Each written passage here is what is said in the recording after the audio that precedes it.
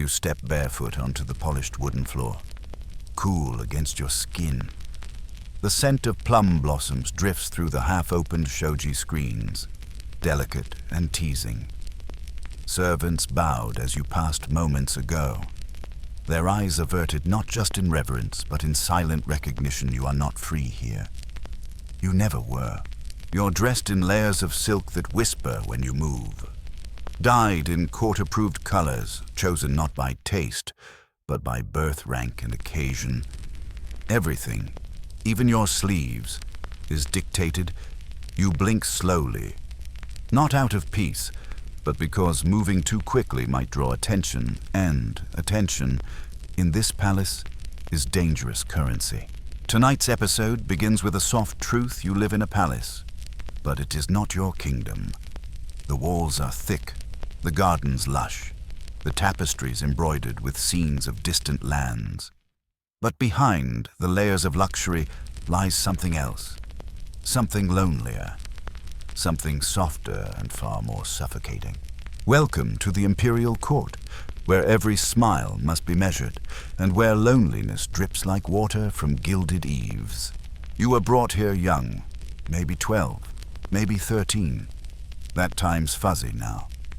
You remember how your mother smoothed your hair with trembling hands, whispering something between a blessing and an apology. The carriage that brought you through the gates was heavy with incense and silence. Everyone called it an honor, but you understood better. Even then, it was a quiet exile dressed in silk. Your room is small, perfect, and cold.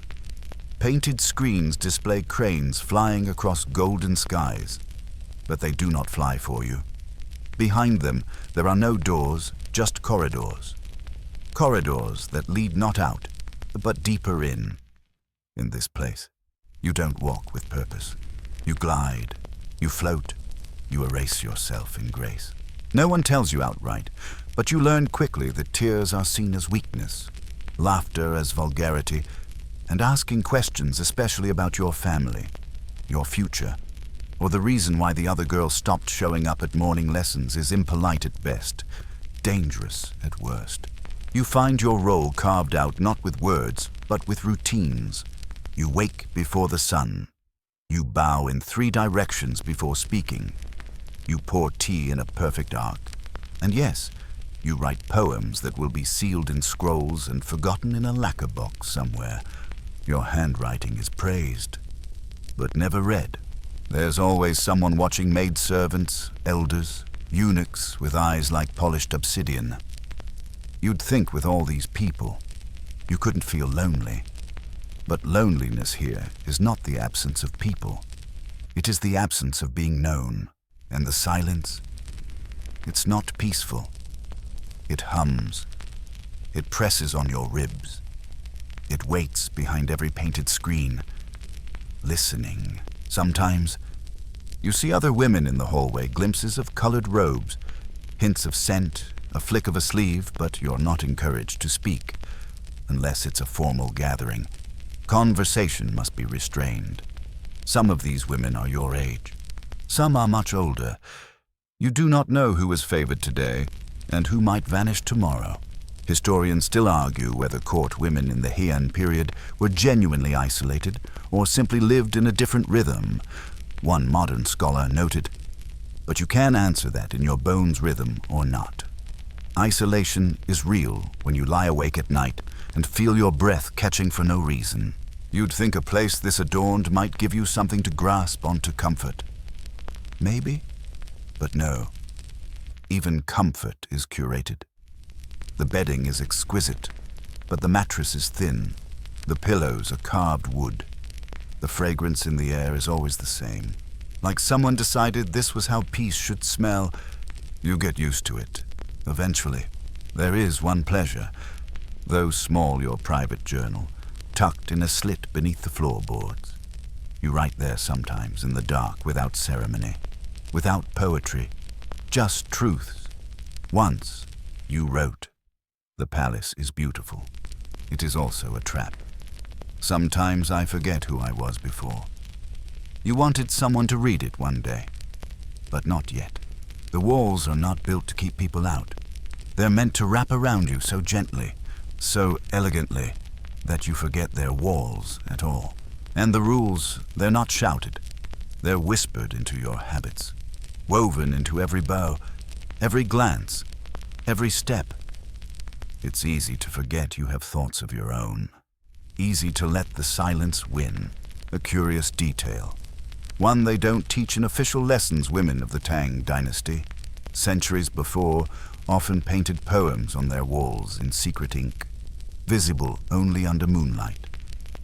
You wonder if any girl here has tried the same. You consider it. Then you remember there's no moonlight in your room. Only lanterns, trimmed and watched by someone else. You once asked, with genuine innocence, what happens if you walk outside the palace unescorted? A servant dropped her eyes and said, "Why would a jewel wish to be left in the dirt?" You've learned not to ask again. Still, there is one brief, treacherous thought that visits you when the hallways echo too long. What if you did run, but that thought never stays? Not because of fear of punishment, but because you wouldn't know where to run to anymore. That version of you barefoot and wild and laughing is long gone. So, before we go further, pause just for a second, not to escape, but to settle. Breathe in the faint scent of lotus from the incense burner. Listen to the faint scraping of a broom somewhere down the corridor. Let the silk on your arms remind you this is not a nightmare. This is just life behind the palace walls, a soft life, but not a free one. The morning begins before the sun decides to show up. You rise not because you're rested, but because the sound of rustling silk from the next room signals that the others are moving. And you mustn't be the last. That's a small humiliation in a world that catalogues every subtle failure like a ledger of invisible debts. A handmaid slides open the screen door with a whisper of wood on wood. She bows, murmurs your name, and helps you dress in the proper layers 5 today, for the season and for the appearance of modest grace. The sleeves must cascade just so. The underrobe must peek out at the right angle. You are, after all, a painting meant to move. You perform your ablutions with a bowl of cold water that smells faintly of jasmine. No mirrors. Of course, only polished bronze, because to stare too long at your own reflection here is considered indulgent. You smooth your hair into submission, part it with a comb made of bone, and pin it in place with an ornament that weighs more than your actual choices today. Breakfast is served in individual trays, placed silently by servants who will not look at you unless necessary. You nibble on pickled plums, rice, a whisper of grilled fish. You chew slowly, not out of enjoyment, but because the rules of etiquette say a rushed mouth is an undisciplined mind. Today is a day for tea ceremony practice. Again. And though the art of pouring tea seems simple to outsiders, here it's an entire theater. Your hands must move in harmony. The steam must rise at just the right time. The bowls must be turned with precise intent. You could be applauded for your flawless wrist angle and still feel like you're failing at life. This is the reality of the palace. Everything is a performance. The way you sit, the tilt of your chin, the pause before you speak, and most importantly, the things you don't say. Today, you notice another young woman in the corner. She's dressed in similar layers, but embroidered with a slightly richer thread, indicating her family holds slightly more favor at court this season. You both bow politely, but do not speak. That would be presumptuous. You're not friends. Not enemies, just co-performers on an endless stage of silence. The morning proceeds in this peculiar rhythm, sitting, serving, smiling, waiting, and then doing it again. There is a kind of elegance to it, yes, but also a quiet erosion, like water over stone. These hours wear down the parts of you that once wanted spontaneity, laughter, mistakes, Historians still argue whether this strict etiquette culture empowered women by giving them mastery of social nuance or imprisoned them in delicate expectations. You suspect the answer lies somewhere in the way your shoulders tense before every sentence you speak. In the mid-morning, you are summoned to a poetry reading. A senior noblewoman, eyes rheumy with age and rank, recites lines so slow they feel like mist. You nod appreciatively and add your own verse when requested something vague and sorrowful about rain on lotus leaves. It's accepted with a smile. You are praised for your restraint, which means thank you for not expressing too much. What they don't know is that you once tried to write a poem about longing, not romantic longing, but a desire to run through a field barefoot, to shout, to make a mistake and not be punished. You tore that page out and burned it, not out of fear, but because it felt too real, too dangerous. Lunchtime arrives like another ceremony. Again, silence dominates. Chopsticks must never point directly at anyone. You count grains of rice without meaning to. The food is lovely but flavorless in its familiarity. You smile as appropriate. Bow the required 3 times, and excuse yourself with practiced grace. Later in the afternoon, you walk the inner gardens. There are peonies blooming fat, vulgar, beautiful things. They do not care who planted them. They do not perform, and yet they draw admiration. You envy them in a way you can't articulate without sounding mad. Somewhere near the koi pond, a bird sings. It's a simple trill, but it stops you cold. It's real. It's untrained. It's alive. The kind of alive you used to be. You close your eyes.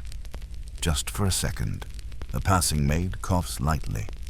Not rudely, but just enough to remind you, keep walking. Evenings are no less scripted. You return to your room.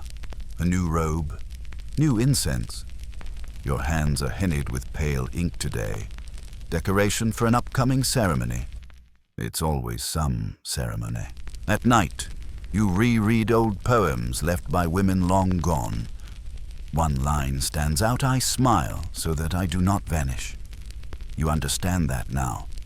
Smiling is the thread holding your presence in this place. A quirky little detail, court ladies of ancient Kyoto were once forbidden from eating garlic before formal events, not because of superstition, but because the smell was considered too assertive. You wonder what else is too assertive for this world. Joy, grief, maybe truth. You lie down, finally, your body sinking into thin bedding. The room is quiet, but not peaceful.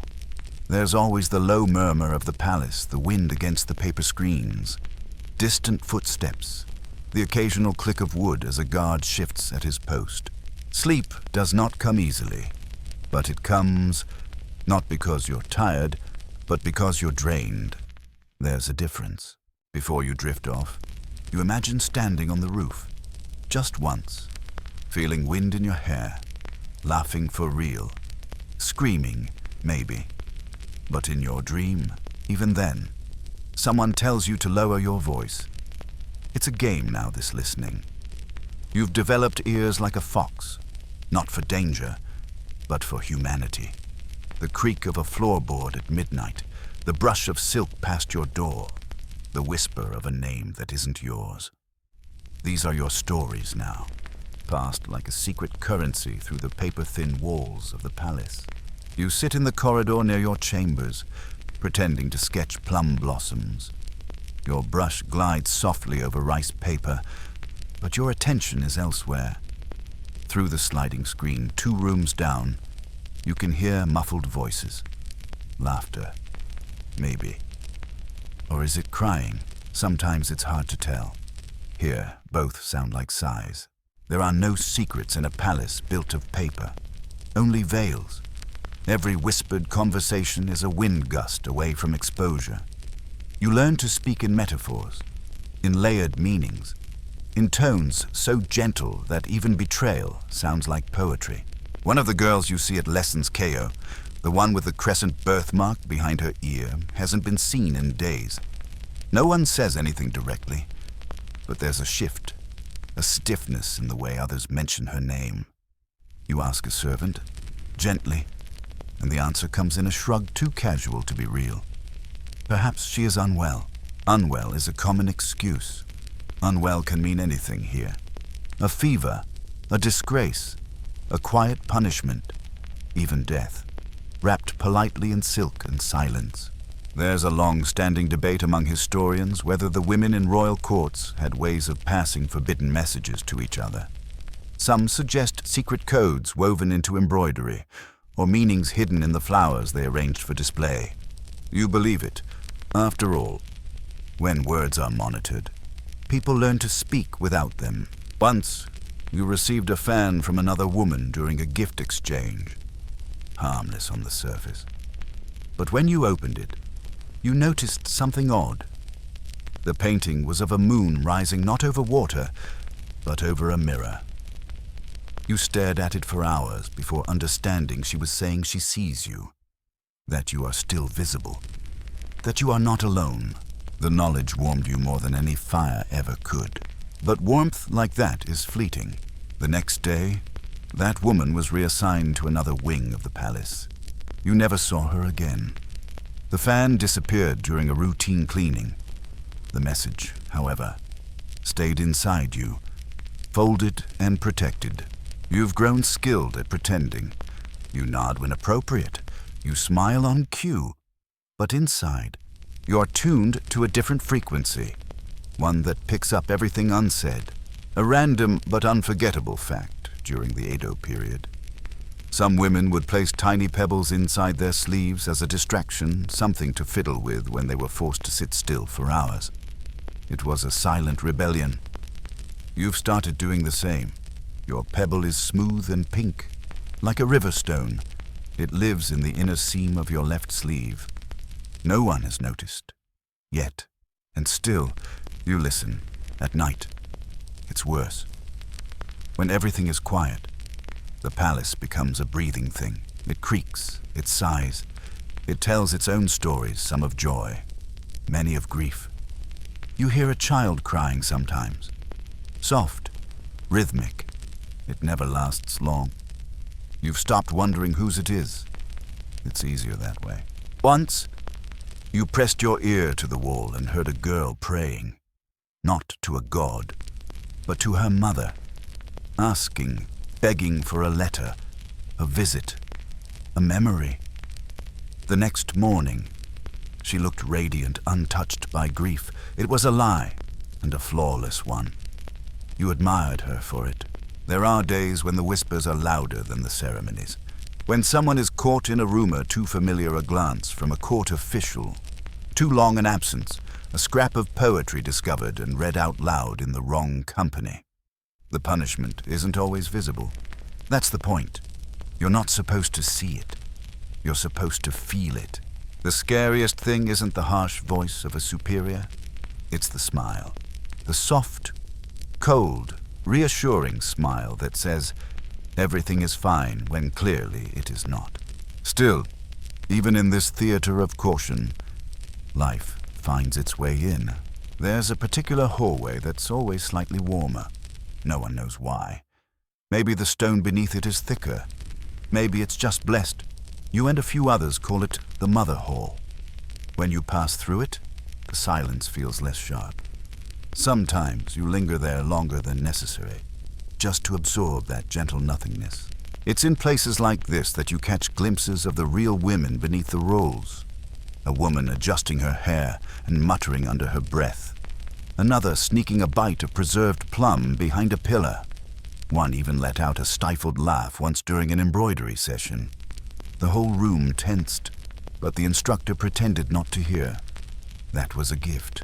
Historians often argue whether palace women had any kind of informal networks, friendships that defied the hierarchy.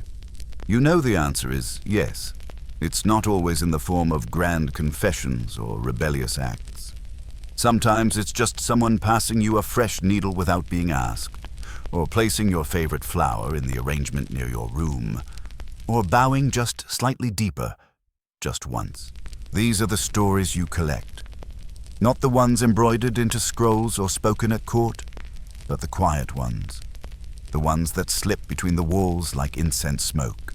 So you keep listening, because here, behind layers of silk and formality, hearing someone else's truth, even for a moment, feels like oxygen. You sit by the window with your brush hovering over a fresh scroll. The ink waits, the paper waits. But your thoughts, they've wandered somewhere they're not supposed to go. Today, your lesson was calligraphy again. Not the creative kind. Not the kind that lets your wrist roam like a bird over a pond. No. Today's strokes must mimic the ancient masters, line by line, character by character, as though your soul has no say in the matter. You stare at the blankness. Then you do what you always do. You write a letter you know no one will read. You don't address it to anyone. That would be foolish. Just a few lines. The plum tree is blooming today, the same way it did before I came here. Do you still remember the shade of my voice? You pause. Let the ink dry. Fold it once, then twice. Then press it beneath your cushion like all the others. Your secret archive. A collection of messages that will never travel farther than your sleeping mat. There are rules about communication in this palace. Letters must be approved, sealed, sometimes even rewritten before they're allowed out. You understand why. Information is power. Power is dangerous. And girls with feelings, that's dynamite with a ribbon. Historians still argue whether personal letters from court women were ever truly private. One book once suggested, you don't argue. You just keep writing. There are rumors, half-winks and quarter-truths about women who tried to get their letters past the guards. One used the lining of a kimono. Another tucked hers into a hollow hairpin. Most were caught. One was not. You don't know what happened to her. But her story is passed like folklore. Half hero, half warning. The message she sent. No one remembers what it said. Only that she dared to send it. You once considered trying. You'd imagined every detail, smuggling ink made from crushed flower petals, writing on a sliver of cloth, hiding it in the seam of your sandal. But the fantasy always ends in the same place, someone reading it aloud in front of others, mocking your sincerity. That kind of shame burns worse than punishment. So you keep your letters like buried seeds, hoping something will grow from them inside you. Sometimes you wonder what your family thinks. If they still think of you, if they're proud, if they've already moved on. The official version, of course, is that you are honored, blessed, chosen. They said it at your farewell. Your sister didn't cry, though her hand clutched yours too tightly. Your father smiled too much. Your mother didn't speak at all. You remember the journey here, how the mountains slowly disappeared behind the carriage. You had stared through the slats, memorizing the shapes of clouds as if they'd be your last free view of the sky. They were. Now, your view is curated a small garden. A rock placed just so. A lantern hung at an aesthetically pleasing tilt. Even the breeze feels planned. But your mind is not. And your mind travels. It travels to places you've never seen: a beach, a bustling market, a mountaintop at dawn. You imagine shouting into the wind. You imagine hearing your name shouted back. Back in the room, your brush slips, dotting ink where it shouldn't. You stare at it, then turn it into a bird, a tiny, inky bird flying toward the corner of the page. You feel defiant for half a second, and then you hear footsteps. You tuck the page away, just in time. It's only a maid, come to deliver tea. She bows, places the tray, leaves without a word. But her eyes flick toward the cushion, just once. You wonder if she knows. You wonder if she, too, writes letters she never sends. In some palaces, they say, the walls have ears, but here the cushions do, the bedding, even the scent of the incense seems to carry your secrets to someone. You begin to fear your own breath. Yet you keep writing, because in a place like this, even pretending someone hears you is better than silence. You once heard of a Chinese poetess, Ban Zhao, who lived long before you. She taught girls to be obedient, yes, but also encouraged them to be educated, to write, to document their lives. Her scrolls still survive, fragile but defiant. You think of her often. You imagine her whispering across time, "Write anyway." So you do. Your room is filled with these ghosts now, your unwritten conversations, your imaginary replies, your desperate, quiet hope. You wonder if anyone else does the same. You wonder how many letters lie hidden behind paintings, tucked beneath floorboards, folded into pillow seams. Maybe if they were all gathered together, they'd form a novel, or a revolution. You aren't allowed to cry during the day. Not because anyone said so, but because tears leave puffy eyes. Puffy eyes leave questions, and questions lead to danger. But here, alone, with your knees tucked under you and the scroll warm beneath your palm, you allow a tear to slide, just one. It falls soundlessly. You write one last line before the ink fades. "I am still here," and that's enough. You run your fingers over the silk of your robe and realize, not for the first time, that it's softer than any human contact you've had in weeks. The irony stings. You live among beauty, texture, grace, but none of it touches you the way another soul might. Not truly. Today begins like all others, with the sound of bells far off in the garden, and a maid lighting incense before you rise. She doesn't speak. None of them do unless spoken to. You sometimes wish she'd just whisper something, anything, just to break the script. Just to remind you that you're not a statue draped in ceremonial brocade. Breakfast is delicate: grilled eggplant, steamed rice, and a bowl of miso that's warm but tasteless. It's presented like an offering to a deity. But you aren't a goddess. You're a woman who hasn't had an unscripted conversation in, you honestly can't remember how long. In the mirror, a polished bronze disc, you catch your reflection. It looks like someone else now. Composed, beautiful, expressionless.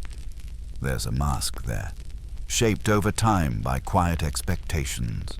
Later, who's in the main hall, you attend a music recital.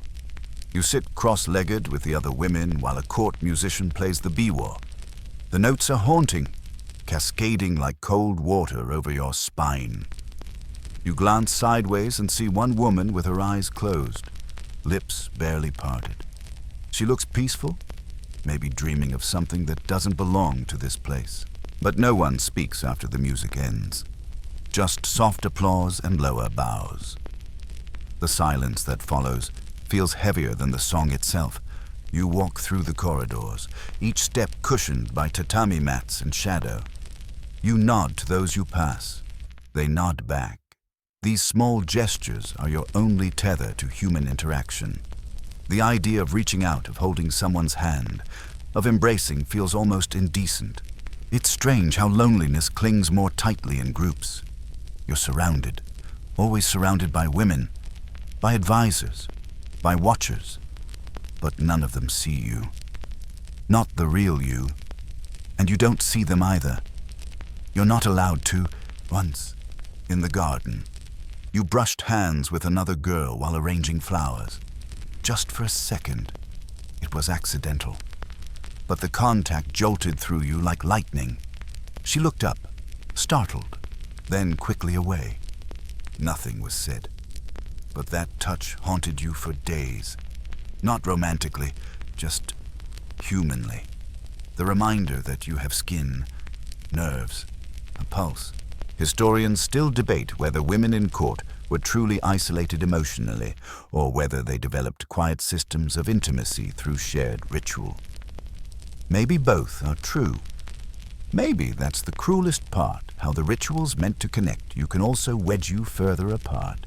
You remember being younger and thinking adulthood meant conversation, laughter, shared secrets.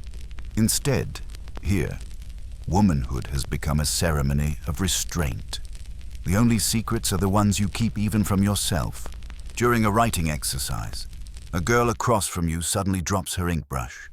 It rolls across the mat and stops beside your knee. You reach for it, hand brushing hers in the exchange. She smiles at you small, almost nervous. You return it, just a fraction wider than allowed. It feels enormous. She doesn't speak. You don't speak. But when you both return to your writing, your brush strokes curve a little freer. You wonder if hers do too. A quirky court tidbit in certain periods.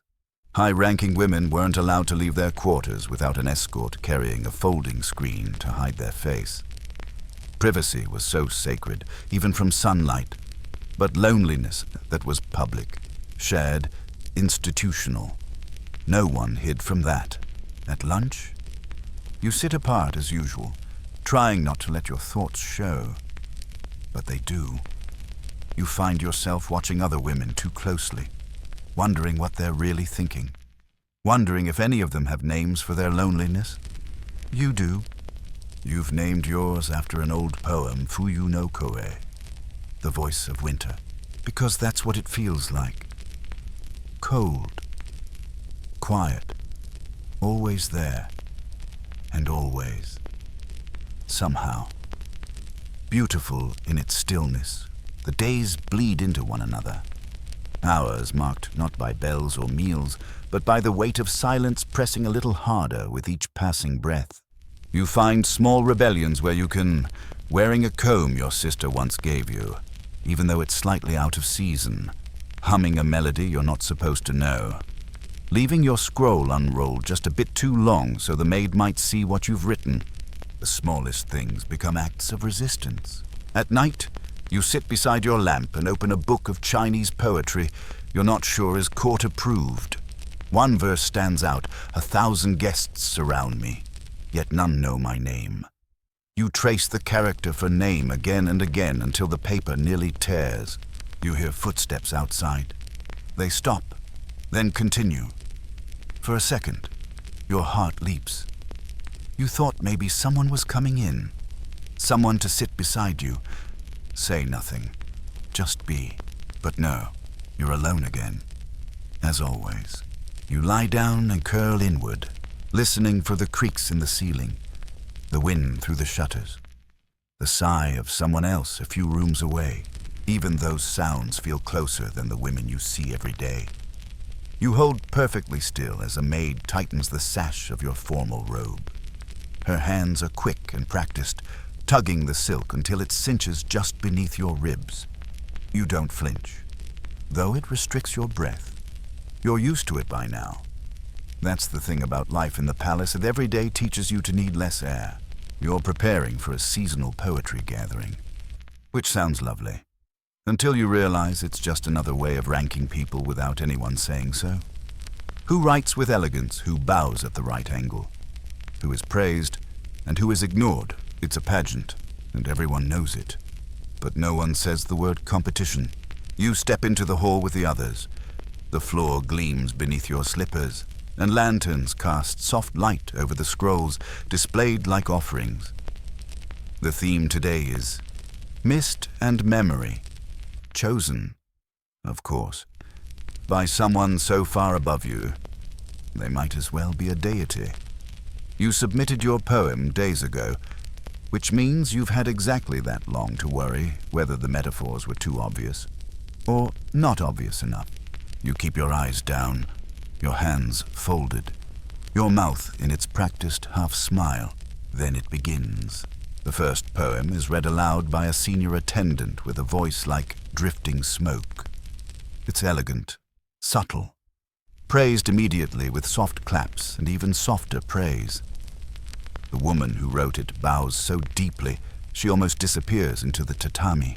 Your poem is read forth. You recognize your words the instant they leave the attendant's mouth, but hearing them aloud feels like a betrayal. You'd written about mist curling around a tree, hiding its branches until the sun returned. Now, in this room full of silent faces, it suddenly sounds far too raw, You flush, just slightly, and bow. No one says anything cruel, which, here, is worse than critique. It means they're still deciding what to do with you. You return to your place on the mat, hands tucked, eyes down. A woman across the room meets your gaze just for a second. Her look is unreadable. Not kindness, not mockery, just watching. There's always watching. You've never known a place with so many eyes and so little affection. You are never alone, and yet you are entirely on your own. It's this paradox that wears you down. At dinner, the food is especially beautiful. Rice shaped like a crane, soup with floating maple leaf carrots, sweetened chestnuts dusted with gold. You barely taste it. The performance of the poetry reading lingers in your mouth longer than the miso. A servant brings fresh water for rinsing your hands. She glances at you briefly, sympathetically. You wonder how many failed poems she's watched women worry about. Historians still argue whether court rituals like poetry contests empowered women to express themselves. A text once said, or simply offered a controlled illusion of voice. You could answer that one. It feels like voice, but it's voice spoken through layers of gauze. Always muffled, always rehearsed. The reality is eyes are everywhere. You never forget it. They're in the corners of the room, behind the screens, in the posture of the attendants. Even the paintings on the wall, those cranes in flight. Those noble pine trees seem to look at you sometimes, judging whether your silence is graceful or just empty. Some women adapt. You've seen it. They master the art of presence without vulnerability. One, named Masako, has perfected the gentle smile that means nothing and everything at once. Her laughter is soft, polite, and terrifying. Not because she's cruel, she isn't, but because she's survived here long enough to become fluent in the language of invisible power. You envy her. Sometimes, other times, you fear becoming her. There's no such thing as true privacy. Even your dreams feel monitored. You wake up and instinctively smooth your robe, even when no one's watching. The body learns what the heart cannot forget, a curious fact you once overheard in certain eras. High-ranking women at court were discouraged from looking out the window, not for modesty, but because it was said to distract the mind from its duties, as if curiosity itself were a danger. You understand now. Looking out too long reminds you that there's a world beyond these walls, and that's dangerous. You try not to look, but sometimes, when no one's around, you peek. Tonight, after the gathering, you walk through a side corridor you rarely use. The paper screens are slightly warped from age, and through one small tear, you glimpse the garden bathed in moonlight. It's ordinary, beautiful, free. You pause. You want to kneel there, just for a moment, and let the light touch your face. But instead, you keep walking. You return to your chamber, light a single lantern, and unroll your writing mat. You don't write a poem. You draw instead a tree, partially hidden in mist, its branches twisting toward the sky. You add a single figure beneath it. Small, alone. You don't sign your name, because someone is always watching. But the drawing is yours, entirely yours. And for now, that is enough. The morning air is heavy with the scent of camellias. And yet your first thought is not about flowers. It's about the weight of eyes. Again, always. You feel them before you open your chamber screen. They're not cruel, not hostile, just present, inescapable. As if someone has laced the entire palace with invisible strings that tug at your shoulders when you least expect it. Today's obligation is a formal audience with a visiting official, not for you directly. Of course, you're only part of the decorative landscape, a background figure meant to highlight the court's beauty, grace, and harmony. You are a compliment paid in flesh. You bathe with assistance, modestly, ritually. Layers of floral-scented water. delicate cloths dabbed across your arms. You are treated gently, but not personally. You could be anyone. You could be no one. The attendants never call you by name unless required. You wonder if you disappeared tomorrow. Would they even notice?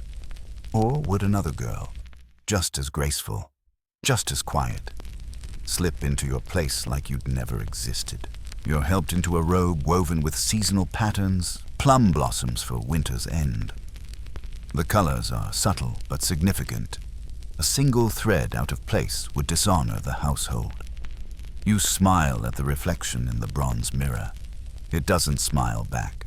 The audience itself is a theater, a silent one. You kneel in a row with 4 other women, all of similar rank, each of you arranged like lacquered dolls. You bow at the right moment. Keep your eyes respectfully lowered.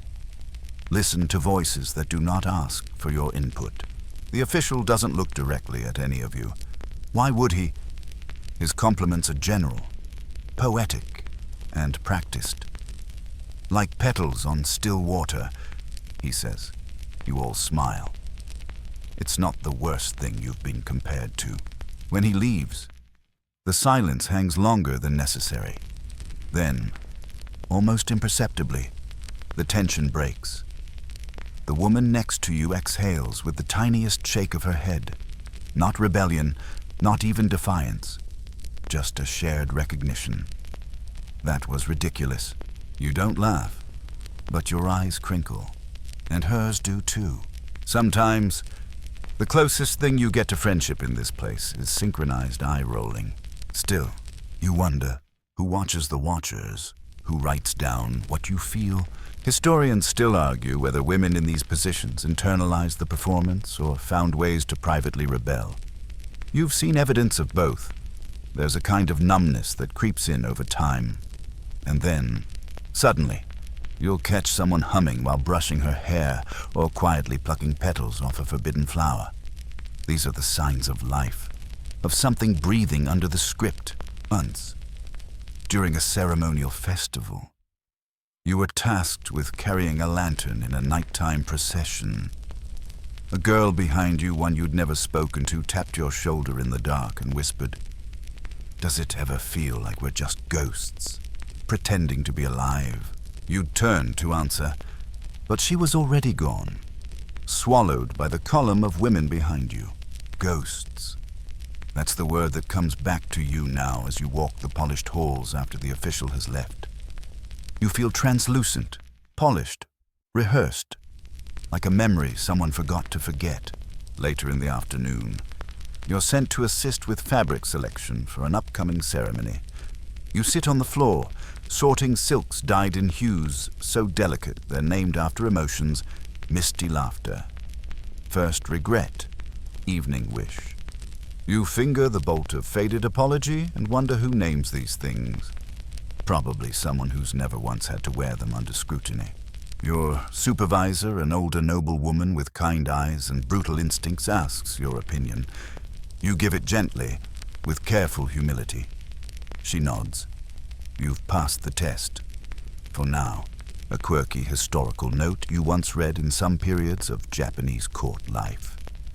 Women were discouraged from expressing personal preferences, even in matters as minor as tea blends or incense. Opinions were seen as unseemly if spoken too firmly. But suggestions, those could be elegant. You've mastered the art of the suggestion. Perhaps this color would flatter Lady Rin's complexion instead of... This color is beautiful, because your words must always serve someone else, but late at night, when no one's looking. You do have favorites. You love the color of storm clouds, the scent of pine bark, the way moonlight clings to the edge of the koi pond. These are yours, and no one else's. You return to your chamber just before curfew. The screens are shut, the lantern is lit, and your world narrows to 4 walls, a single pillow, and the quiet weight of being watched even when alone. Because here, even solitude feels supervised. Still, you allow yourself one moment of rebellion. You light a stick of incense you weren't given stolen, Long ago, from a ceremonial offering, it smells of ginger and wood smoke, earthy and alive, not courtly at all. You inhale deeply. Let it fill your lungs. You sit with it until the ash curls like a ribbon and drops to the tray. Outside, someone walks past your door. They pause. You don't move. Then the footsteps continue, whoever it was. They didn't knock, but you can't help wondering if they, too, were searching for something real. The rain begins just before dawn, soft, steady. A hush spread across the roof tiles. You wake to the sound not with dread, but with something close to relief. Rain means indoor tasks. It means fewer performances. It means fewer chances to get it wrong. You remain beneath the covers for a moment longer than usual. Letting the sound cocoon you, it feels indulgent, almost scandalous, to delay your movements in a place that values promptness as moral currency. But the rain makes you brave, just for a breath. When you finally rise, the world is dim. The servants move more quietly today, as though the palace itself is sleeping in. You like it this way. Everything feels less sharp, more blurred at the edges. Like a painting left in the mist, today's schedule is light. Rain interrupts most ceremonies, and though no one says it, everyone silently thanks the sky for the excuse. Instead of lessons or recitals, you're asked to assist with seasonal correspondence, copying formal notes and greetings to noble families, written in the name of the household's matriarch. It's tedious, but not unpleasant. Your brush finds rhythm in the repetition, and as you write, you let your eyes drift to the side every so often, watching the other girls at the long, lacquered table. Most of them don't notice, but one does. She's new, her posture still unsure, her robe just slightly too loose at the collar. You know that stage. You lived it. Still are, in many ways. You offer her a small glance, a not quite smile. She meets it. There's no moment of revelation, just recognition. Some scholars have argued whether court women were permitted to mentor one another, or if hierarchy strictly prohibited it. The truth is, less official mentorship here is silent. A well-timed glance, a discreetly offered ink stone, a look that says, "I see you." You remember the one who saw you once. She's gone now, sent to another palace, or perhaps married off quietly. But her legacy lives on in the way you pass your brush to this girl when hers runs dry, without comment. She bows her head in gratitude. Nothing is said, but everything is heard. By mid-morning, the rain has turned heavier. It drips from the eaves in perfect rhythm. You take your tea in a quieter room, shared with two others today. The conversation, such as it is, circles around the expected topics: seasonal embroidery, upcoming feasts, someone's misstep with the wrong incense blend last week. Nothing of substance. But then again, substance is outlawed here. Unless spoken in metaphor, you sip your tea and let the chatter drift over you. You nod at the right times, laugh, even softly, of course. But inside, you're listening to the rain more than the women. It speaks more honestly. The loneliness is subtler on the days like this. Not gone, just better disguised.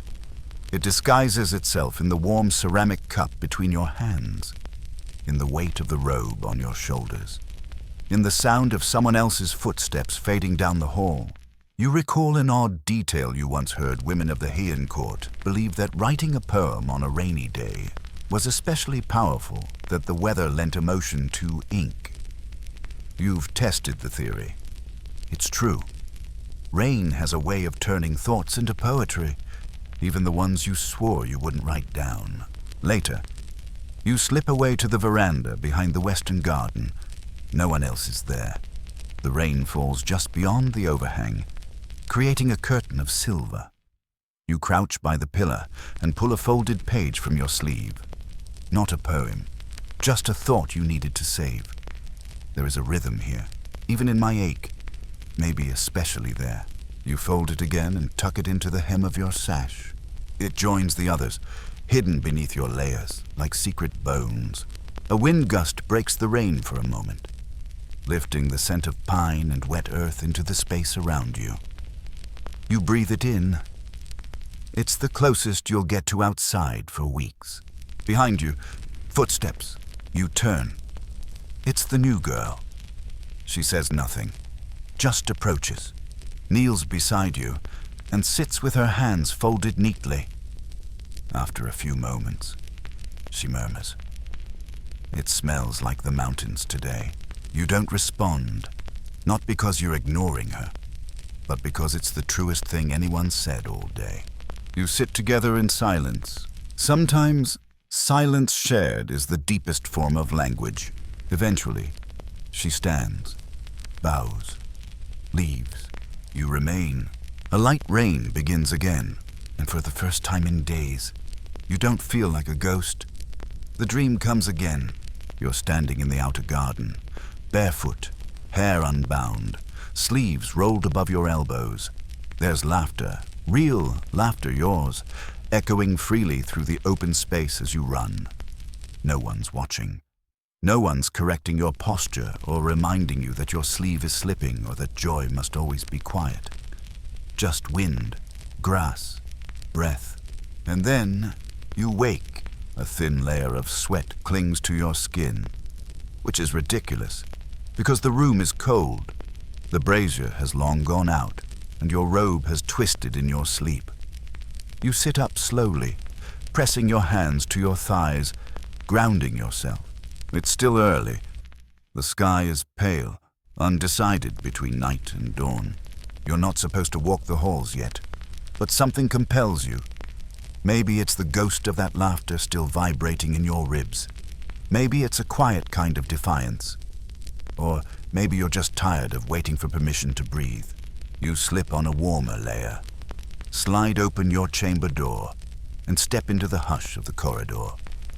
The palace at this hour is a different creature, less performative, more honest.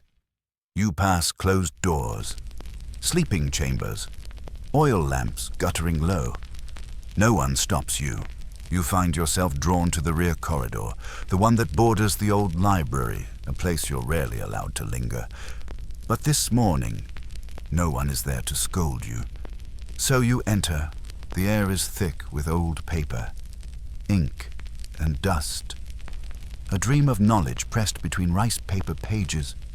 You run your fingers along the spines of volumes worn smooth by hands long gone. Titles are faint, written in calligraphy so precise it feels like each character is holding its breath. You pull one from the shelf, an anthology of poems from women of the early court. You open it carefully, and a pressed camellia falls out, brown, brittle, forgotten, yet still here. You read in silence. One poem makes you stop. They gave me silks to wear and called it love. But I missed the sound of my name spoken aloud. You don't cry. But you do close the book slowly, reverently. Historians still argue whether court women found spiritual fulfillment through literature. You remember reading once. Or if they simply used words to survive. You know the answer. It's the same reason you keep writing. Not for anyone else.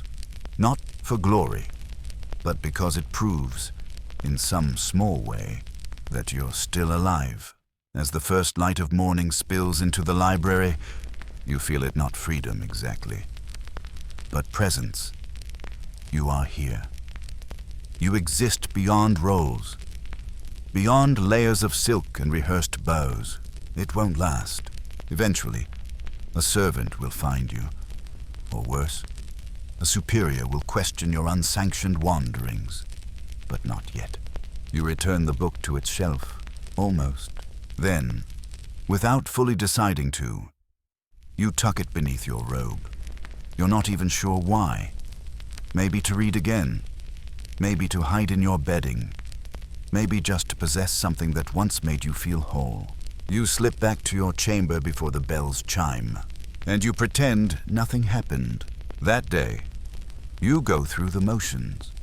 You sit through incense blending practice, today's topic, how different combinations reflect virtues like patience, purity, and wisdom. You try to care, but your thoughts are with that line, the sound of my name spoken aloud. When was the last time someone said your name with affection, not as a summons, not as a title, but as you? You can't remember. Later, while walking back from the gardens, you hear two attendants whispering behind a screen. A name is mentioned, yours. You pause, ears pricking. It's not malicious. They're merely speculating why you seem more distant lately. One even says, she has a sadness about her. You want to laugh, or maybe applaud, if sadness is finally visible. Then something of you still remains above the surface. A curious detail floats to mind in some courts.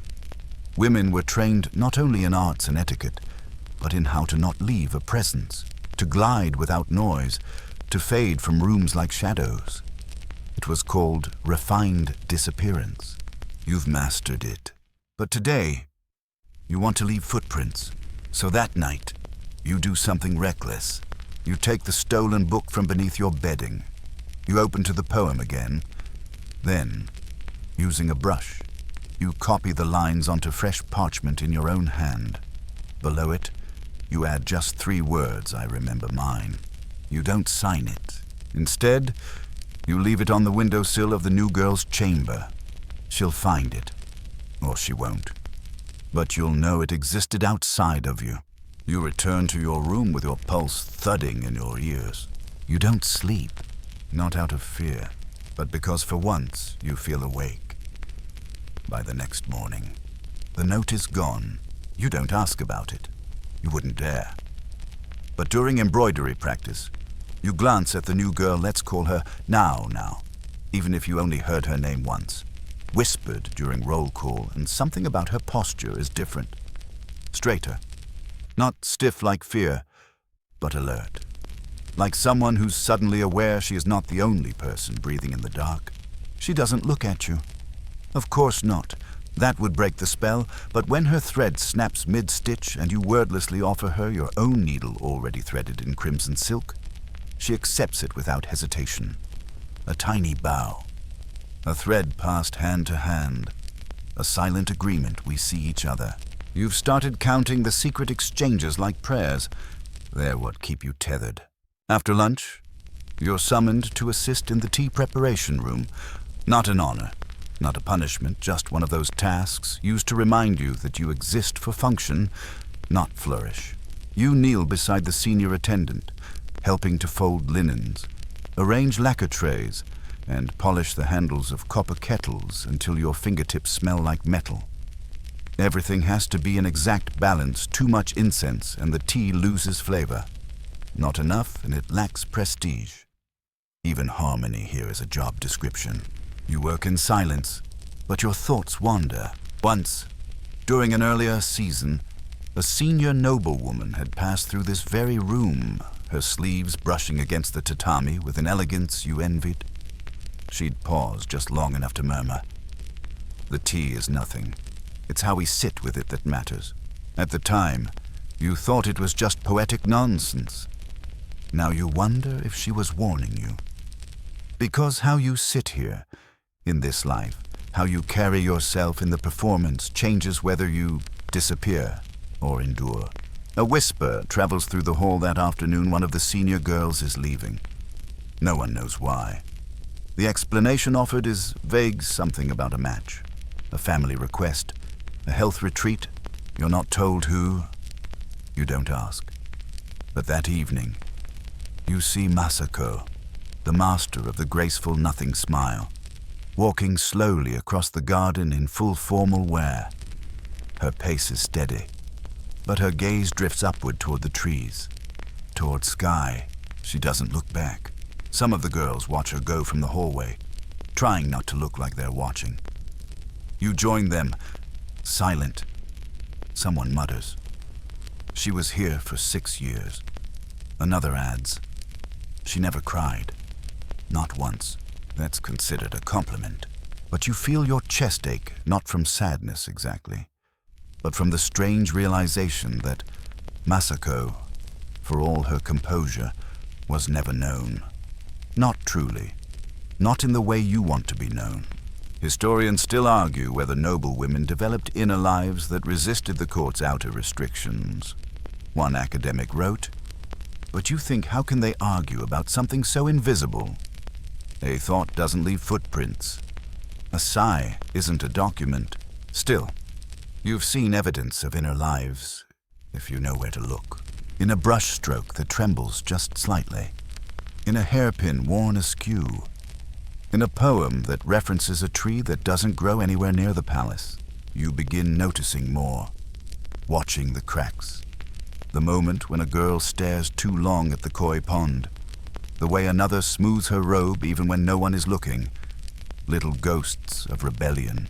That night, when you return to your chamber, you find something on your mat. It's not addressed. It's just a pressed leaf maple. Faded orange tucked inside a folded paper crane. No note, no mark, just the symbol. You unfold it slowly, heart drumming. Inside, written in delicate brushwork. I remember, too, you sit down hard, knees folding beneath you. Not because the message is dramatic, not because it changes your world, but because it proves you're not the only one with an echo inside. You smile into your hands, then laugh softly, which you stifle immediately, even though no one's listening. You don't know who sent it. Maybe now, maybe someone else. Maybe Masako. One final message before she vanished beyond the gates. It doesn't matter.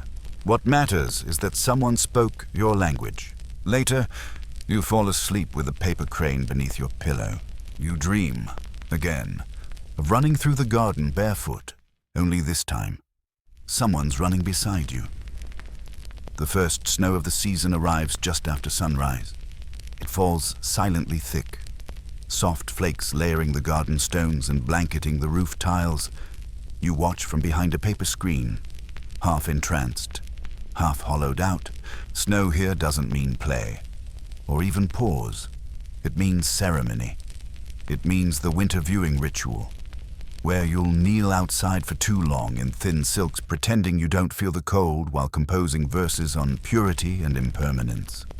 You've done it before. You'll do it again. But in this moment, just before the duties descend, the snow feels untouched, honest. It makes the palace look less like a prison and more like a painting. You almost believe you're outside it all. Then the bells chime and you're summoned. Preparation is quiet but elaborate. You wear layered robes in winter hues, plum, slate, silver, and your lips are painted red, a soft contrast to the washed-out sky. The cold air bites the moment you step into the open corridor, but no one flinches. Cold is not supposed to matter to elegant women.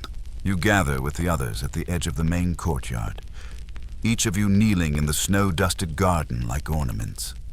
The silence is so deep, you hear the shift of breath in the girl beside you. An attendant distributes ink, brushes, and parchment. You must write a short poem, a seasonal verse, tasteful, restrained, reflective of the palace's spirit. You know what's expected, something about snow like feathers, about the hush of winter stillness. But your hand hesitates. Your brush hovers. Instead, you write. Beneath silk layers, a heart beats quietly fast, not for snow, but for the sound of someone's footsteps pausing at my door last night. You sign it with a pseudonym, nothing obvious, a name that could mean anyone or no one. The poem is collected with the others, shuffled into a fan-shaped tray, and whisked away to be reviewed by the literati who judge these things. And that's it. No reaction, no scandal. But for you, it feels like you just screamed. You rise with the others, bow gracefully, and return to your rooms. No one speaks. Snow still falls. That night, while folding your robe. You find another paper crane beneath the edge of your pillow. No leaf this time, just a poem. The wind brought whispers from a snow-buried doorway, not yours, but close by. You clutch it, smile, fold it smaller, hide it deeper. Historians still argue whether women of the court used shared poetry as coded rebellion. You no longer wonder, you know. It's not just rebellion, it's connection. It's breath in a room where you're supposed to be airless. The next day, it's back to silence, back to stitching, to incense lessons, to walking the same corridor loop again and again like a ghost rehearsing its last day. You pass now in the hall. She's carrying a tray of tea utensils, her expression perfectly neutral. But as she turns the corner, you see it tucked just beneath her sleeve, another paper crane.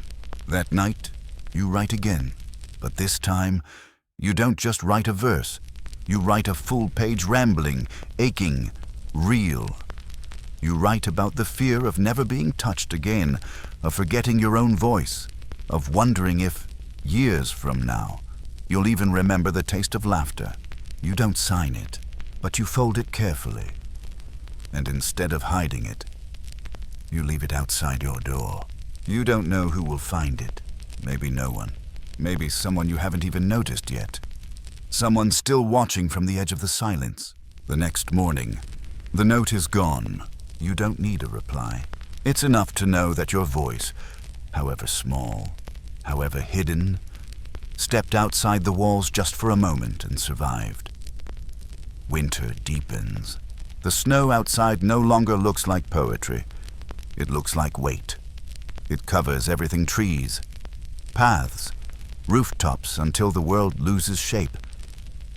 The palace becomes a white maze, softened by silence and sharpened by cold. Inside, your days remain predictable, elegantly dull.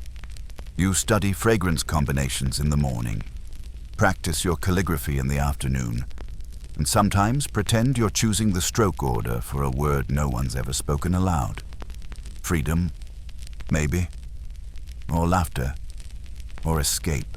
Your fingers are starting to crack at the edges from the dry air, and no one comments when you bleed a little on your scroll. They just replace the paper, as if the error is a broken pot, not a body. One day, you're summoned by the headmistress. Her room is warmer than yours. She offers tea, as is custom, but doesn't pour any herself. She looks at you without blinking. "We've noticed," she says simply, "a change." Your pulse skips, but you keep your expression neutral. Not blank looks guilty, just politely still. You've been quieter than usual. You nearly laugh. Quieter. You haven't spoken freely in weeks. But you know what she means. You've stepped out of the script too many unsanctioned walks, too many sideways glances, too many notes in paper birds. You bow. Low. "I've been reflecting more this season," you say. She studies you. You think you see something like amusement flicker in her eyes. "Reflection is good," she says, "but don't let it become too visible. Even snow, when it piles too high, becomes a burden." You bow again, deeper. "Yes, honored one, you're dismissed without punishment, but the warning lingers. You've been seen." Back in your chamber, you sit motionless for a long time. You think about the paper cranes, about now, about Masako, who left without a backward glance, about the first girl you saw cry here barely more than a child, holding her wrist in a way that said she wanted to break something, but didn't know how. Historians still argue whether emotional expression among women at court was repressed or redirected into aesthetics poetry, clothing, seasonal metaphors. You think, why not both? Sometimes your emotions do fit inside a poem, but sometimes they scream through the ink. That night, no paper crane appears, nor the next. You wonder if the network has gone silent, or if you've been quietly cut from it. You should stop. You know that. But instead, you do something reckless. You write again. This time, with urgency. No poetry, just a short note. Hidden in a fabric pouch tucked beneath a dish in the shared storage room. Are you still there? You return the next morning. The pouch is gone. No answer appears that day. But 2 nights later, just as you're about to extinguish your lantern, a knock. Soft, delicate, at your door. You don't move for a heartbeat, or 5. Then you rise and slide the screen open. No one, only a small tray left behind. On it a teacup, steam still rising. Inside the cup, a paper crane, floating. You close the door with shaking hands. Unfold the bird. Inside, it reads, I'm here. But they are watching. We must be quiet again. You clutch the note and hold it to your chest. The loneliness doesn't disappear, but it shifts. You are not alone in your aloneness, and that changes everything. The next day, you smile just slightly at a woman you've never spoken to before. She doesn't return it, but later, you find a pressed blossom beneath your cushion. No note, just petals. It's starting again. The invisible thread that runs between women here, woven beneath silks, beneath rules, beneath centuries, is tightening. You are part of it. You always were. But now, you feel it. And for once, being watched doesn't feel like fear. It feels like being witnessed. The new season arrives without fanfare, just the soft, nearly imperceptible shift from cold breath to damp air. Plum blossoms bloom at the far edge of the garden, a few stubborn buds curling against branches still bare. You spot them during an early morning errand and feel ridiculously like they're blooming just for you. Spring means renewal here. It means changing robes to lighter silks, rotating incense blends, refreshing poem themes. On the surface, everything looks reborn, but you know better. Spring here doesn't bring change. It brings the illusion of it. The same routines return, dressed in different colors. The same eyes watch, behind newly cleaned screens. The same loneliness, just painted in pastels. Today, you assist with preparations for the first blossom viewing. It's meant to honor rebirth, but really, it's another test. The arrangements must look natural, effortless, but every petal is placed. Every path swept to appear undisturbed. You spend 2 hours coaxing a branch of plum into the right angle, only to be told it looks too deliberate. You almost laugh. Almost. Later, you sneak away not far, just to the south corridor, the one with the shadowed alcove near the koi pond. No one lingers there in spring. Too damp, too many bugs. Perfect. You carry with you a folded note, your reply to the crane from nights ago. Inside, I understand. I will write less, but not stop. You don't know who they are, but you know they exist. You place the note beneath a loose floorboard, marked subtly with a flower petal you pinned with a sliver of bamboo. You walk away. You turn back once. No one follows. A few days pass. No reply. And then, as you sit during stitching hour, a maid you don't know approaches with a sewing kit. She bows and hands it to you as if it's routine. Inside, between folded fabric, another paper crane. This one is golden. Inside, even flowers speak when wind listens. Your breath catches. You hide the note in your sleeve. Fingers trembling. These exchanges, they aren't rebellion in the way history likes to tell it. You're not plotting uprisings. You're not defying empresses. You're doing something more dangerous. You're telling the truth. And the truth here is a risky, holy thing. One morning, during incense meditation, a senior woman, one who never smiles, leans toward you and whispers, so low only the coals could hear. We all thought it. We just stopped saying it. You don't respond. You don't even move. But something in your spine straightens. You are not the first. You are not alone. Historians still debate whether these inner courtyards where women lived, mostly unseen, were prisons or sanctuaries. But no archive captures what it's like to share silence with someone who understands you perfectly, or what it means to pass a note that says only, "I feel it too." You write less often now, not from fear, but from trust, because you know the thread is there. You don't need to pull it every day to know it holds. Your attention turns elsewhere. To Now, who has started humming quietly during morning combing rituals. To another girl older who wears a hairpin no one gave her permission to wear. To the servant who sets your tray down each evening with just the faintest nod of understanding.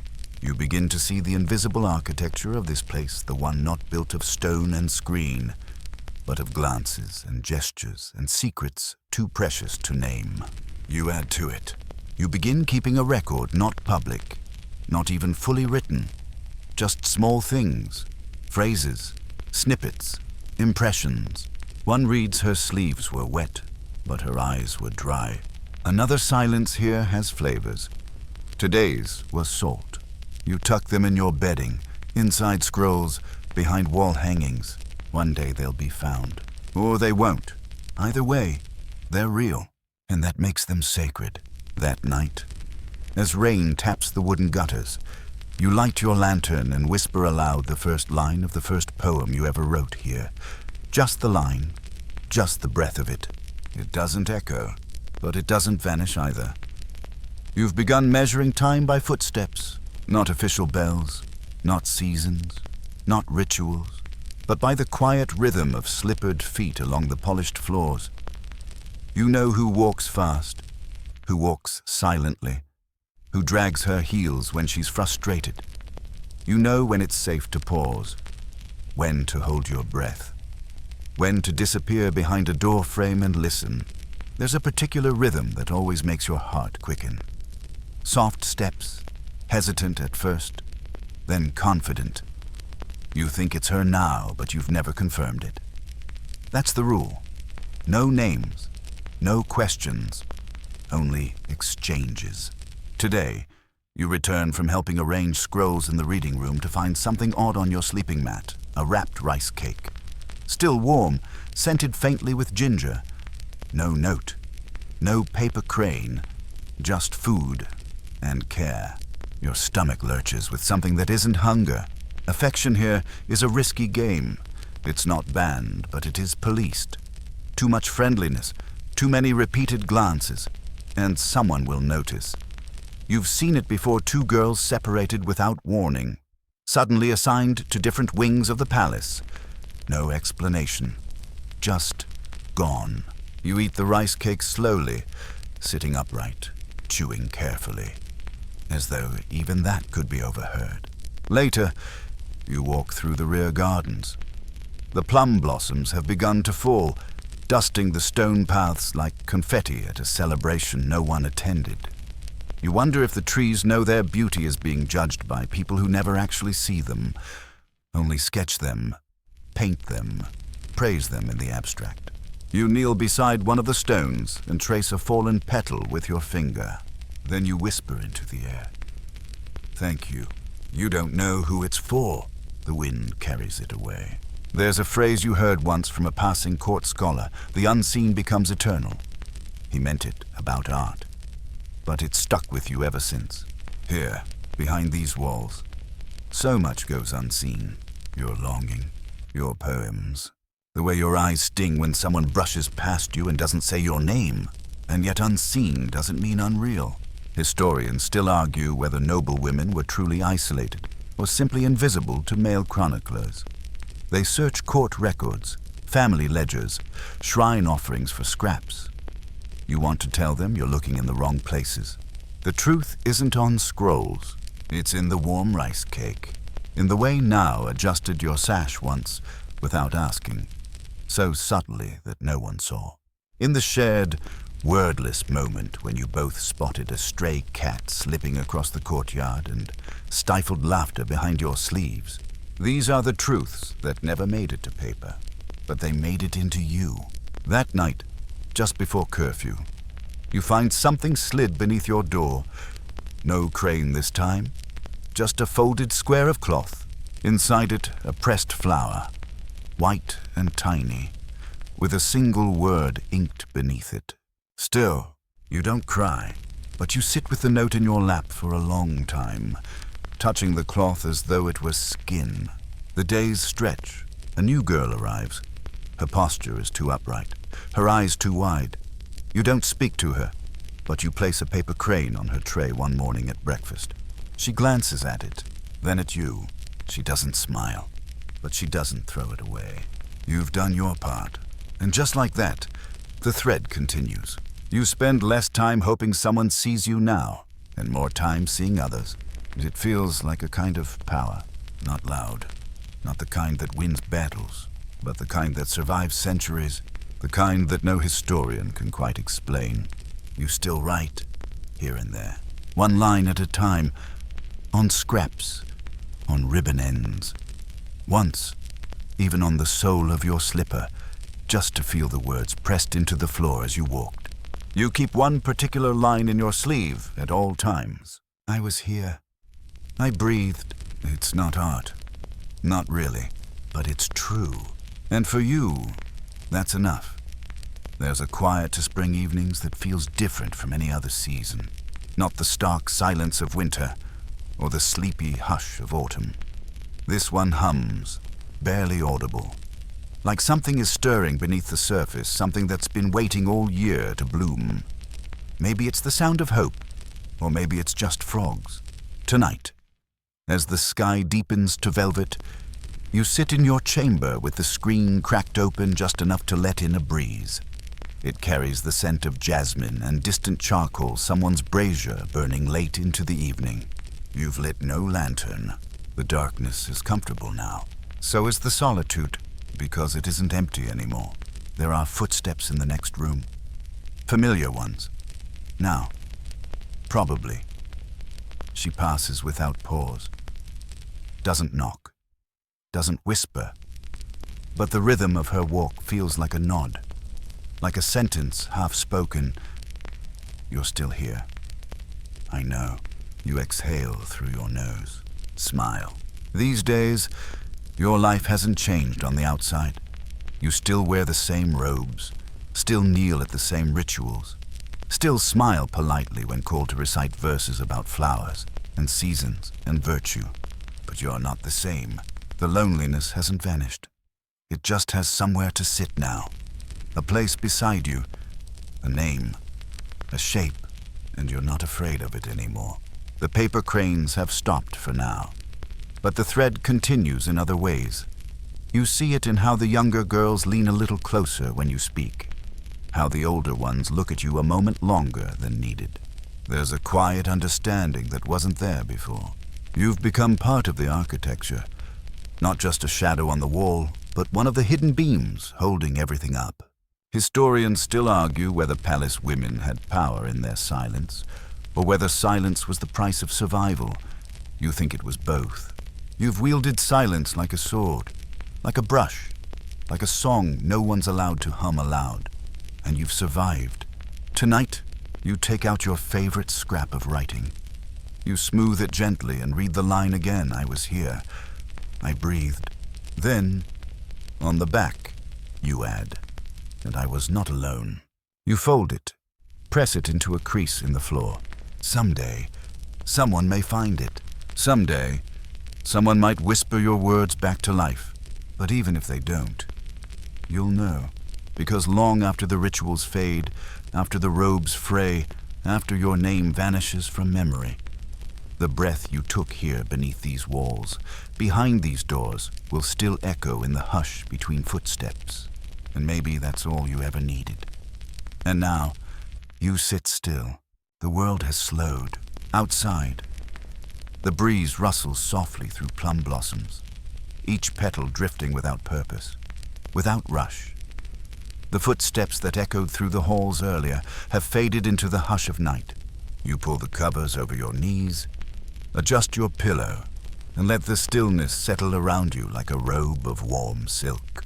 The candle flickers low, casting golden shadows across your ceiling.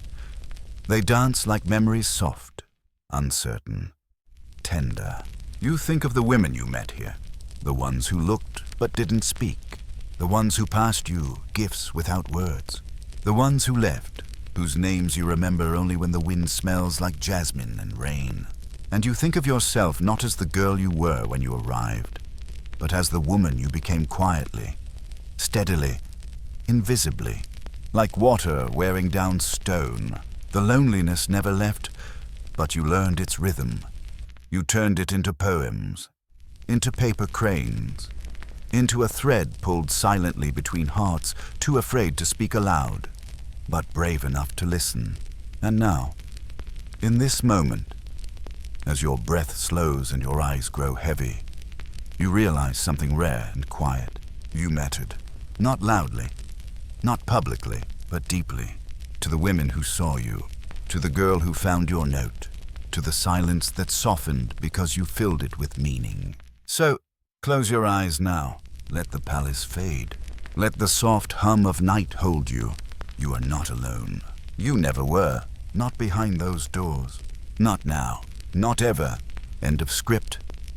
Sweet dreams.